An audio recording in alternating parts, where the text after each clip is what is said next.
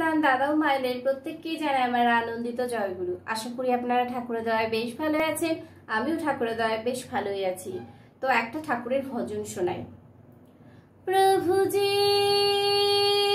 তুনে कैसा राज रचायो, कैसा राज रचायो, प्रेम जाल में फंस गया मनुआ, तुम बिन कुछ न सुहायो। प्रेम जाल में फंस गया मनुआ, तुम बिन कुछ न सुहायो। प्रभु जी तूने कैसा रास रचायो, कैसा रास रचायो।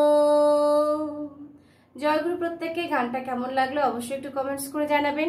যদি ভালো লাগে অবশ্যই লাইক কমেন্ট শেয়ার দিয়ে পাশে থাকবেন। জয়গুরু।